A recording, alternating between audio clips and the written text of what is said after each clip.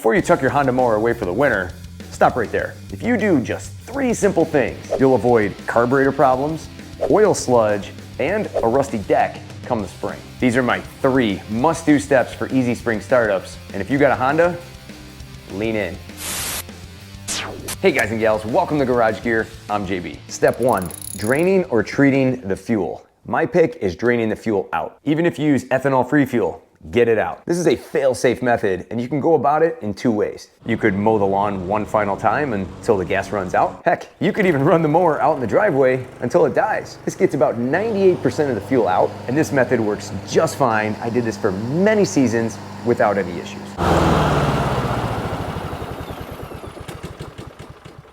And to help this video not have any issues with the YouTube algorithm, would you mind hitting that like button? Thank you very much. Now, if you want to get all the fuel out, 100%, grab a pan. And this may or may not be one of the Garage Gals brownie pans. And grab yourself one of these. This is a funnel, and you can shape it and bend it to funnel any fluids out just about anywhere on your small engines. I'll have this linked down below.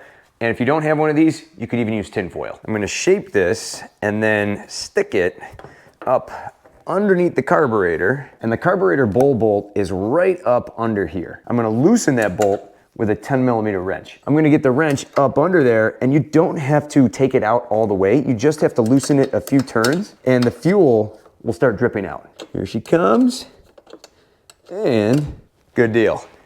Drip, drip, drip.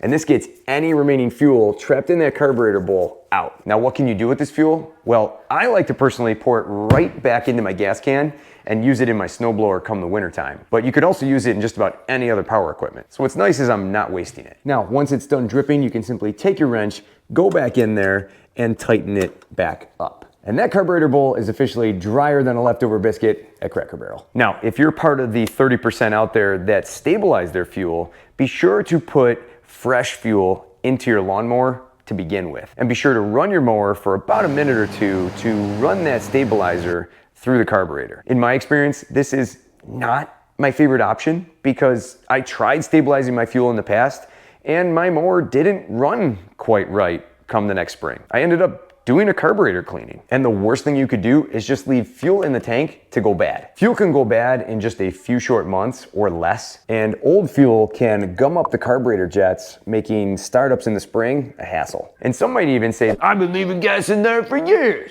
with no issues. Hey, if you're one of those that tops it off and hopes for the best, in that case, may your pull cord be blessed. I'm sticking with what works for me. Let me know what you do down below in the comments. Do you drain it out, stabilize it, or top it off? The next step is a biggie. Change the oil. Oil is the lifeblood of your lawnmower's engine, and you should change it at least once a season. And fall is the perfect time to do it before you put it in hibernation mode. Now, old oil contains contaminants that can damage the engine over months of sitting. And I always found it best to just get it out now in the fall. First, what I'll do is I'll let the mower run out in the driveway for approximately 3 to 5 minutes to warm up the oil. Then I'll bring it into the garage and drain it out. I'm gonna pull out the dipstick and wipe that off. And then from here, we're just gonna tip that mower right over on its side and pour that oil right out. Boom, there we go. Perfect. Now, if the oil is warm, it's gonna flow out really, really quick. Now, here's a little trick for Honda owners out there that I found. If you tip the mower up, see, a little bit more oil comes out. Somehow the oil just kind of gets hung up in there. So I'm gonna hold it there for, about 30 seconds or so. And then from there, bring it on back down like that to let the rest drip out. Now from here, I'm gonna tip it back up. And from here, I'm gonna fill it back up. I found that about 13 fluid ounces is the magic number for these HRX models. Good. And I'm going to just pour it right in. Can I get it to balance on the funnel? Let's see. Oh, look at that. Cool. And while that oil is making its way in, what you can do with the old oil is put it in a safe container, take it to an auto parts store like AutoZone or Advanced Auto Parts. They recycle oil there, take it there, and get rid of it in a safe way. Now from here, I'm gonna take my dipstick, stick it back in.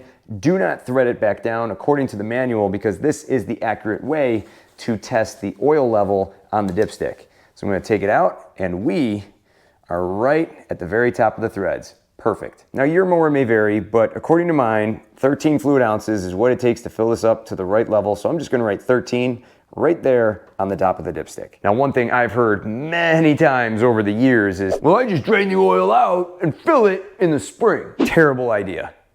Would you do that to your car? No. Leaving the engine bone dry with no oil inside could lead to corrosion around the cylinder walls of the engine. That's just asking for trouble. Refill it right away, and remember, engines are expensive. Oil is cheap. Change your oil. Last step. You still with me?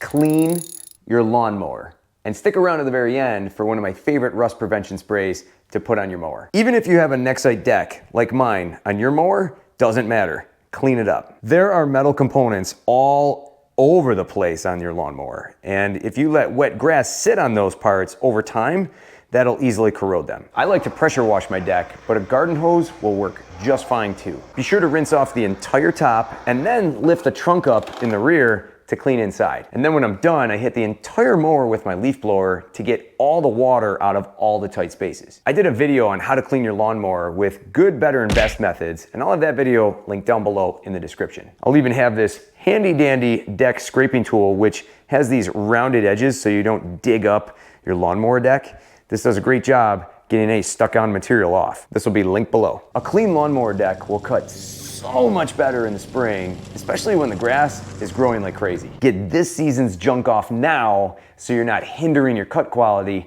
next season. And once she's fully dry, I like to spray any metal components with fluid film. This is a good protective spray that prevents rust and adds years of life to your mower. I'm gonna take a paper towel and guard my belt just so I don't get any on that. That'll do. And from here, there's not much to hit besides the blade and the axle back here. You're gonna give everything a quick coat. I'm gonna come at it from this side. Give everything a light spray. Cool. And then the axle back here.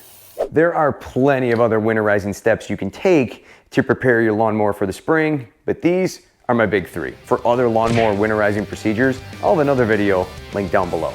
If you want to be part of the tribe, subscribe, and for more cool garage gear content, click or tap the screen right here. Thanks so much for watching, and I'll see you in the garage.